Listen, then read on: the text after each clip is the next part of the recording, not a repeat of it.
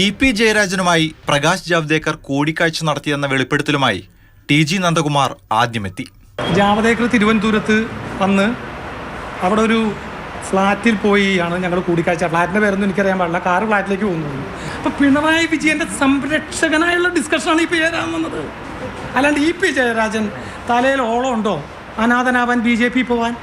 എന്തെങ്കിലും ഒരു ചാൻസ് ഞങ്ങൾക്ക് ഒരു സീറ്റ് പിടിക്കാം, എന്തു വിട്ടുവീഴ്ചയ്ക്കും ഞങ്ങൾ തയ്യാർ. SNC ലാവലിനും പിൻവലിക്കും, എല്ലാ കേസുകളും ഒഴിവാക്കും, 26 തിരിച്ചു വരാനുള്ള ചാൻസ് ഒരുക്കും. ഒള്ളി സുരേഷ് ഗോപി. കൂടിക്കാഴ്ചയിൽ കൂടുതൽ വിശദീകരിച്ചപ്പോൾ KPCC അധ്യക്ഷന്റെ പേര്. അധ്യക്ഷ പദവി കിട്ടിയില്ലായിരുന്നുവെങ്കിൽ K സുധാകരൻ BJPയിൽ എത്തുമെന്നായിരുന്നു ആരോപണം. സുധാകരൻ ഓൾറെഡി വീഴിച്ചു. KPCC കിട്ടിയില്ലെങ്കിൽ സുധാകരൻ ആണ്. അല്ലാണ്ട് ഇന്ന് സുധാകരൻ EP ജയരാജന്റെ പേര് പറഞ്ഞു. സുധാകരൻ 100% തീരുമാനത്തിലെത്തി. സാമ്പത്തികവും ഭൗതിക സാഹചര്യവും എല്ലാം ഫിക്സ് ചെയ്ത്. പിറ്റേന്ന് ഇലക്ഷൻ ദിനം EP-യുടെ ഏറ്റുപറച്ചിൽ. ഞാൻ തിരുവനന്തപുരത്ത് എൻ്റെ മകൻ്റെ ഫ്ലാറ്റിൽ എൻ്റെ മകൻ്റെ കുട്ടിയുടെ പിറന്നാളിൽ പങ്കെടുക്കാൻ പോയത്. ഞാനവിടെ പോലും വളരെ കുറവാണ്.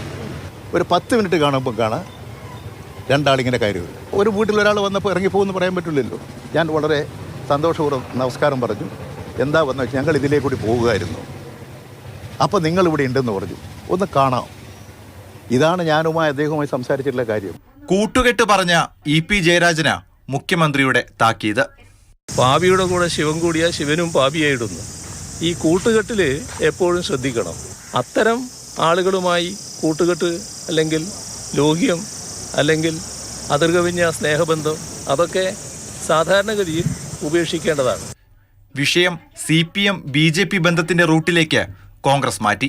മുഖ്യമന്ത്രിയുടെ അറിവോട് കൂടിയിട്ടുള്ള ബന്ധമാണ്. ഇപ്പൊ എന്നിട്ട് അവസരം പിടിക്കപ്പെട്ടു എന്ന് കണ്ടപ്പോ കൂട്ടുപ്രതിയെ തള്ളിപ്പറയാണ്.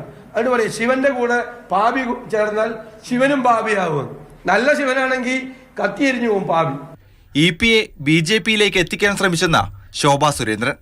രാമനിലയത്തിൽ വെച്ച് കൂടിക്കാഴ്ച നടത്തിയ സമയം പോലും ശോഭ വിശദീകരിച്ചു.